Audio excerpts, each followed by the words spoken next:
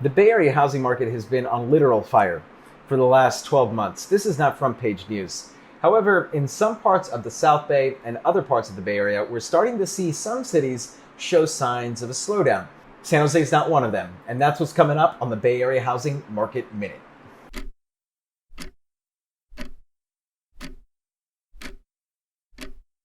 Some higher end markets in the Bay Area, as well as some secondary cities as well, we're starting to see signs of a slowdown, and not lagging indicators of a slowdown. The market is still doing very well right now, but we're seeing leading indicators of a potential slowdown in the marketplace.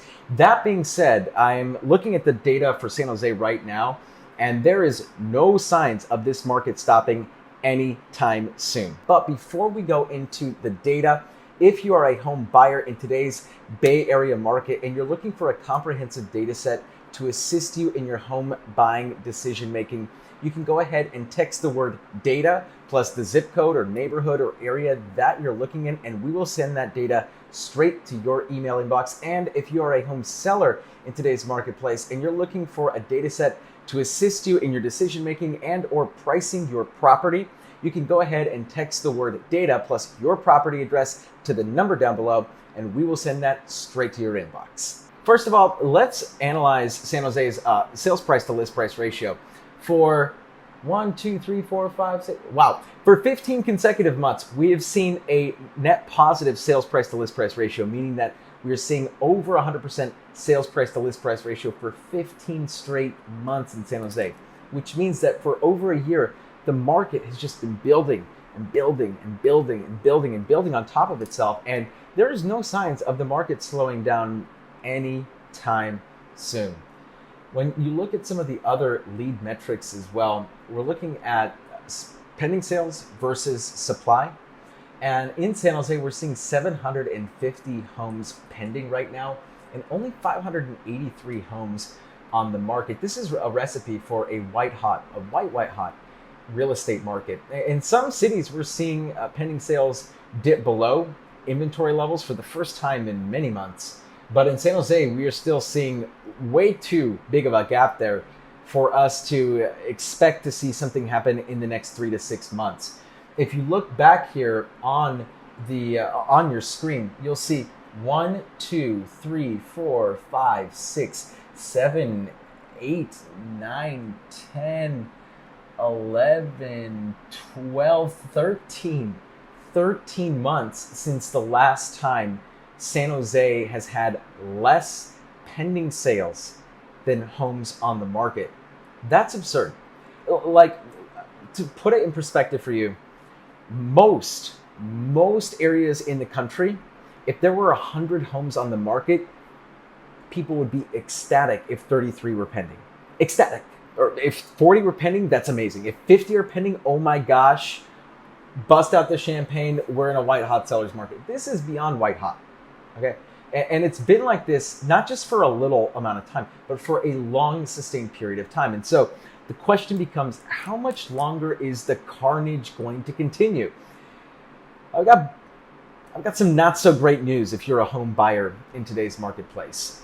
If you're looking at the closed inventory chart, you'll see that right now in July, we had 0.7 months of inventory based on closed sales. Now, to put that in perspective for you, the amount of inventory could literally quadruple.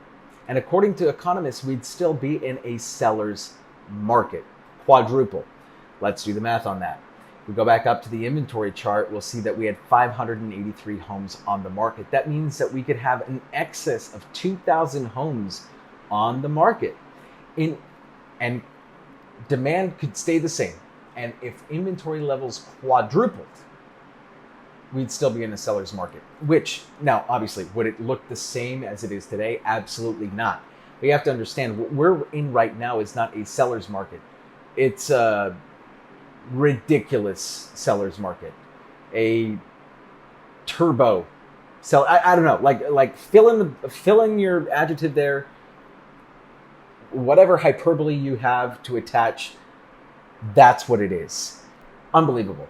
So for those sitting at home thinking, okay, honey, we want to buy in San Jose and we want to do it relatively soon. If the game plan is let's wait it out for the next 6 months, bad strategy. And I'll explain why. Because if you look at not just the inventory levels would have to quadruple. Let's just look at demand. We have 140% absorption rate. Okay, 140% absorption rate relative to the amount of demand. So that means demand and supply. That means that for every home that sells right now, or for every home that's listed on the market, we have 1.4 homes that sell. In order for us to reach a neutral market, for the market to reach homeostasis, we need to see absorption rate drop by over 100 points. By over 100 points.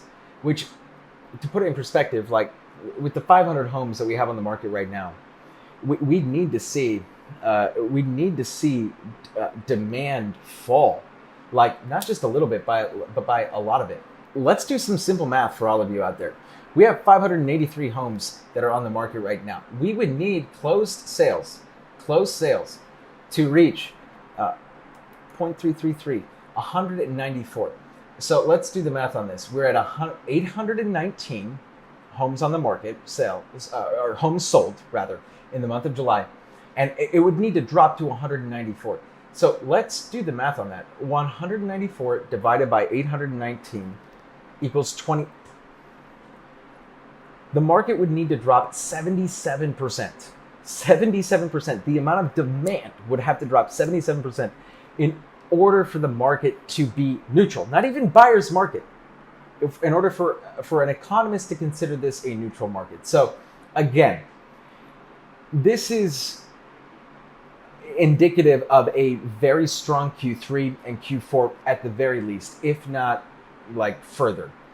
So let's continue to monitor this. Let's continue to pay attention to this data and to these graphs, because while other parts of the marketplace could soften, and that could definitely draw demand away from San Jose. Again, you have to understand 77% of the demand will not dissipate over the next 3 to 6 months. So if you're a home buyer, you're on the fence, you're thinking about it, let's use this data to educate you, guide you. But at the same time, if these numbers can start to slide, or we start to see the inventory levels start to go up, or the demand start to go down, you can rely on the Bay Area Housing Market Minute to keep you up to date. So go ahead and subscribe to this channel so that we keep you up to date on everything that's going on in the Bay Area housing market. This is Danny Gould, everyone, with Selling Silicon Valley Group, and I will catch all of you in the next video.